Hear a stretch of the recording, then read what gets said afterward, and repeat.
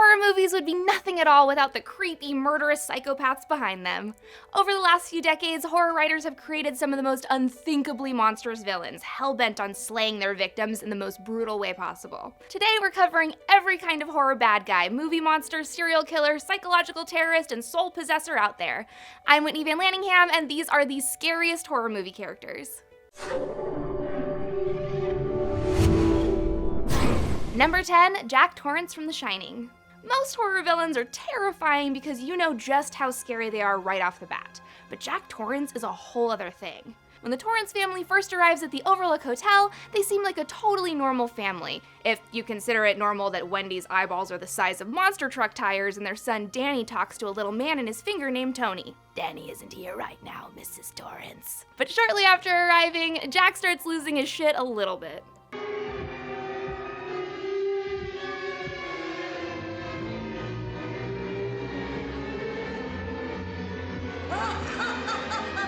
Pretty soon, he's a full-on psychopath, busting down a bathroom door with an axe and chasing a 10-year-old through a cemetery just to make sure his own wife and son got good and murdered. Tight. Number 9, Pinhead from Hellraiser. Okay, I actually just watched this movie for the first time pretty recently, and I guess I didn't realize that the whole plot is basically just that this guy named Frank solves a BDSM Rubik's Cube that drags pieces of his flesh apart using fish hooks. Weird premise for a movie. Frank's sweetheart Julia is his brother's wife, but that doesn't stop him from having crazy violent sex with her until he's dragged to hell and stripped of most of his body. The king of hell, Pinhead, is accidentally summoned by Kirsty, Frank's niece, and he agrees not to harm her as long as she takes him to her uncle. She agrees to trick her uncle, and that's when Pinhead does this to Frank.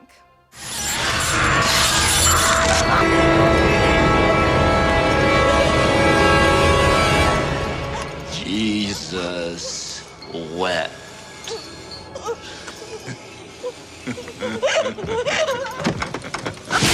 Jesus wept?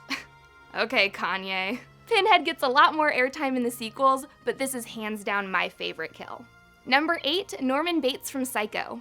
This dude has more mommy issues than Oedipus, and that's saying something. He was abused by his overly prude and paranoid mom, who preached that any type of sexual behavior was a sin, but also probably fucked her own son. Gross. Mrs. Bates screwed up her son so much that he eventually murdered her and her lover out of jealousy, but felt so guilty about doing it that he exhumed her body, started wearing her clothes, and developed an alternate identity that believed his mother was still alive. On top of that, he starts murdering people, which is really just the cherry on top of this whole psychological situation.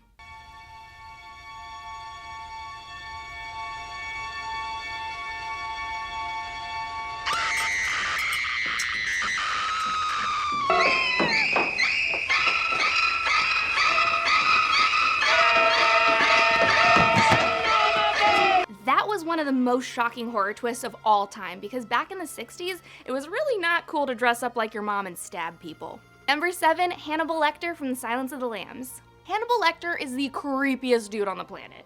Sure, he's exceptionally brilliant, has impeccable manners, and is a talented gourmet cook, but he also eats people and murders them, so probably wouldn't want to be friends with him. Plus, he spends this entire movie tormenting Clarice by making her relive her horrible childhood, and in return, he only gives her vague clues. Also, he kinda eats a dude's face. Num num num num num num num, people pieces. Number 6, Jason Voorhees from the Friday the 13th series. Even though Mrs. Voorhees could totally also be on this list after murdering all those sexy teens in the first movies, let's focus on her son Jason. Jason is another dude with mommy issues, which makes sense because his mother was murdered in front of him by a hot chick with a machete. Jason isn't dead as his mother had suspected and seeks out revenge on anyone stupid enough to come near Camp Crystal Lake. Jason has countless amazing kills, but this one is probably the most brutal.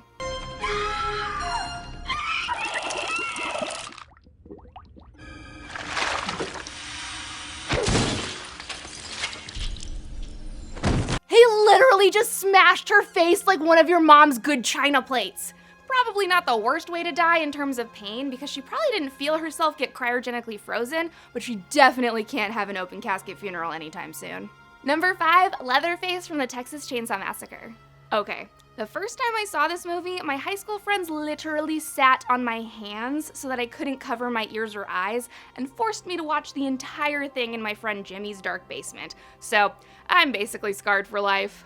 Although, I guess I should count my blessings because I could be as scarred as this guy. Leatherface is fucking terrifying because he embodies that weird prejudicial fear that people have about folks who live completely off the radar in the sticks. Killing is Leatherface's family business, only not in the Sam and Dean Winchester kind of way.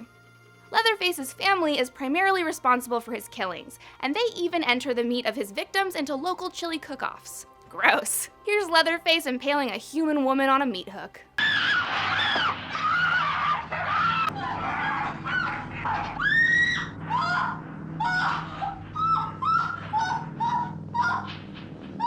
And I'm never wearing backless halter tops again. Number 4, Freddy Krueger from A Nightmare on Elm Street. 1, 2, Freddy's coming for you.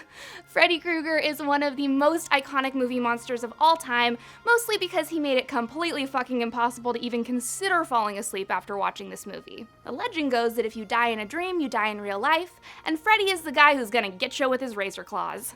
This scene still freaks me out because I take a lot of bubble baths and I'm always terrified I'm gonna fall asleep.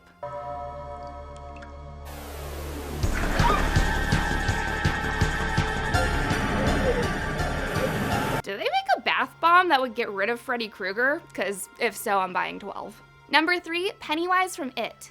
It's hard to say which version of Pennywise I love more, the new or the old, but today I want to honor Tim Curry's spooky portrayal. Pennywise the Dancing Clown is basically an alien creature that can transform himself into your darkest fear, and then murder you in the most horrific way possible. The scariest part of it, however, is the fact that none of the adults in Derry are actually taking care of their children, which is one of the reasons why it's so easy to prey on that town. Of course, Pennywise loves to pop up in absurd, terrifying ways, like the time he surprised Eddie in the shower.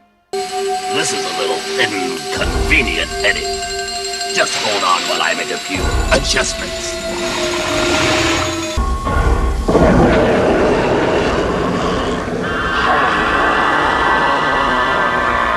If you have the chance though, go check out the 2017 remake. The basement scene is fucking insane. Number 2, Michael Myers from Halloween. Have you ever wondered what you would do if your 6-year-old ended up being a sociopathic murderer?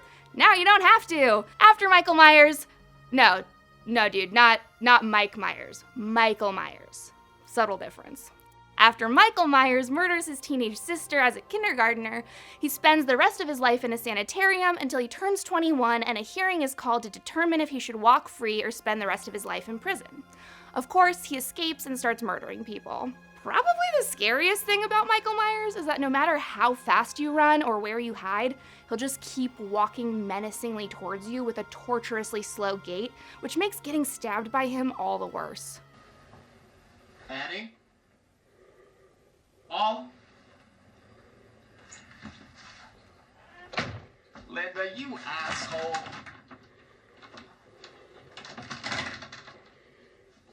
Okay, Linda. Come on out. Number 1, Ghostface from Scream. Scream is probably my favorite horror movie of all time. When we were kids, my best friend Katie used to carry around the VHS in her backpack just in case somebody wanted to watch it with her after school. And finally, on New Year's Eve, when I was an actual adult and finally not too much of a wuss to watch it, she showed it to me and it was everything she promised it would be and more. Scream is hilarious and terrifying at the same time, and I love that one minute you're flipping out about Ghostface and the next, Stuart is saying shit like this. Fuck! Fucking hit me with the phone, dick! One of the most iconic kills of all time is when Ghostface lures Drew Barrymore into playing a game with him on the phone until the game turns deadly and he murders her. Jesus. What is it?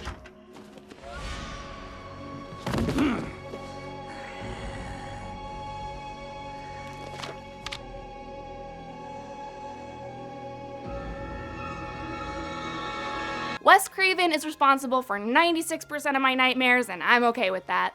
These are my favorite horror movie villains, but I want to know what you guys think in the comments. Like and subscribe to Obsev, Mrs. Torrance. Red rum. Red rum. Red rum. Red rum!